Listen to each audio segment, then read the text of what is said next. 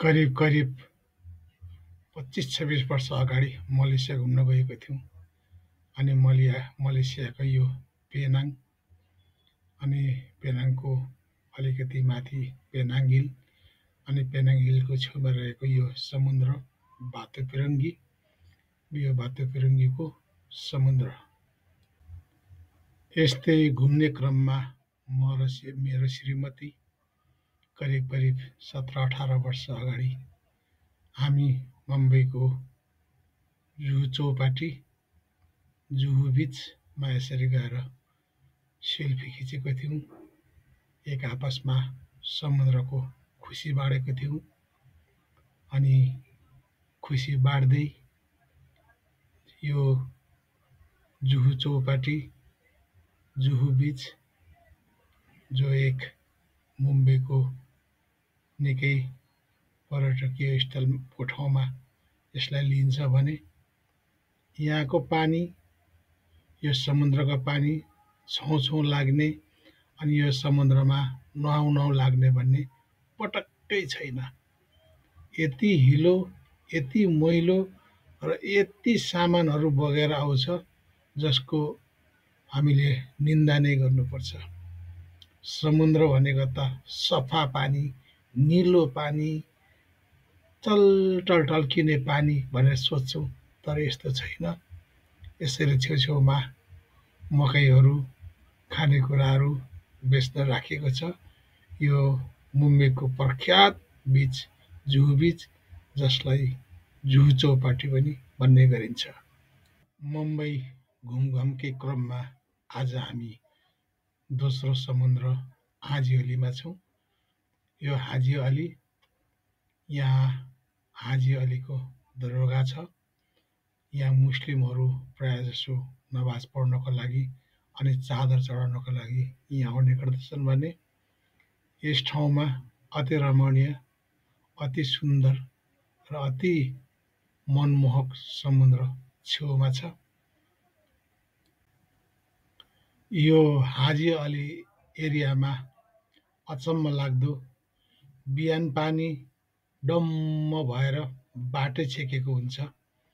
इसाराले छामछुम गरेर मन्दिरतिर लाग्नुपर्छ भने दिउँसो हुँदै जाँदाखेरि करिब 2-3 बजे पानी सुक्खा भएर करिब करिब 2-3 मिटर यानि कि आधा कोस जति पानी समुद्र सुक्खा हुन्छ।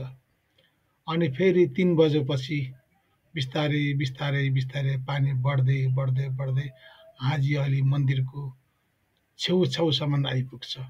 अचम्म चाहिँ यो पनि छ एउटा। यो मुम्बईको तेस्रो ठुलो बिच गिरगाउँ बिच, कसैले यसलाई गोरेगाउँ बिच पनि भन्छ भने कसैले यसलाई गिरगाउँ बिच भन्छ। यहाँ करिब करिब बेलुका 7 बजेदेखि राति 2 बजेसम्म अति सुन्दर मेला लाग्छ। खानपिन, चिया, नास्ता, खाजा सबै कुराहरू पाइन्छ। अनि खेल्ने कुराहरू पनि सबै कुरा पाइन्छ। पानीकी कुरा गर्ने हो भने पानी छुँ छुँ लाग्ने छैन, खेलौँ खेलौँ लाग्ने छैन। अति नै मैलो, हिलो, गम गम मुछेको हिलो जस्तो आउँछ। सुन्दर छर्लङ्ग पानी भन्ने यहाँ छैन। पौडी नखेले पनि हुन्छ र नुहाउन नगए पनि हुन्छ गिरगाउँ चौपाटी। यो मुम्बईको अति व्यस्त, अति सुन्दर, अति रमणीय अनि मुम्बईका सेलिब्रेटीहरू घुम्न आउने ठाउँ, जसलाई मरिन ड्राइभ भन्छन्। यहाँको पानी सफा छ। यहाँको पानीमा नुहाउनलाई कुनै हिचकिचाउनु पर्दैन।